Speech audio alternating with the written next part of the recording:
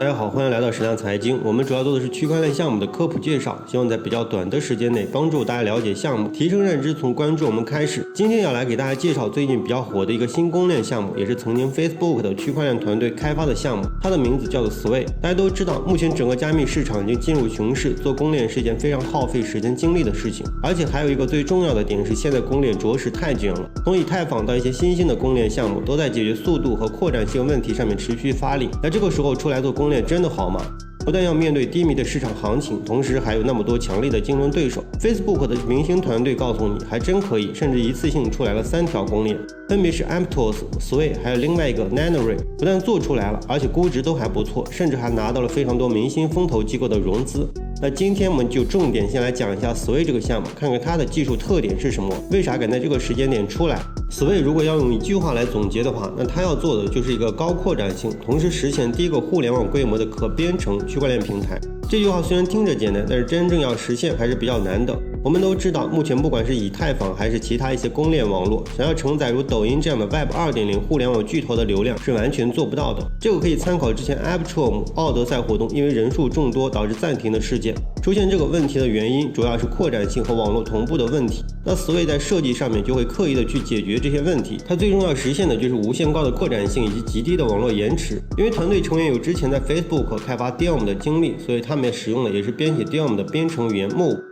相比于 Solidity 来说有更高的安全性，所以在宣传上面说是可以水平扩展，就是在设备支持的情况下可以无限扩展的意思。为啥可以做到这一点？主要基于它可以进行并行的计算。之前的公链在处理交易的时候要按照时间顺序来处理，不然很容易造成双花问题。但是 Sway 引入了因果的数据模型，所以在处理交易过程中并不一定要严格的遵守时间顺序。这样带来的好处是可以减少在全网节点同步上面花费的计算资源浪费，同时提高处理速度。另外一个比较关键的点是 Sway 在降低 Gas 费方面的一些设计。在以太坊的设计中， Gas 费会随着整个网络的拥堵程度来进行动态调整，网络越拥堵需要支付的 Gas 费越高，这就导致了很多普通用户都用不起以太坊这条链。那 Sway 在设计的时候就考虑到了这个痛点，例如一笔交易发起后，网络中会有100个节点针对这笔交易进行 Gas 的报价，系统会通过排序的方式选择2/3位置的 Gas 费作为参考 Gas。 交易成功之后，对低于成交 Gas 的报价有更高的奖励，高于成交 Gas 的报价减少奖励，这样就可以刺激整个节点趋向于报出更低的 Gas 费用，对于用户来说是非常友好的。根据实际的测试结果显示，在8核 M1 MacBook Pro 上面运行的未优化单工Sway验证器每秒可以执行和提交12万个令牌传输事务。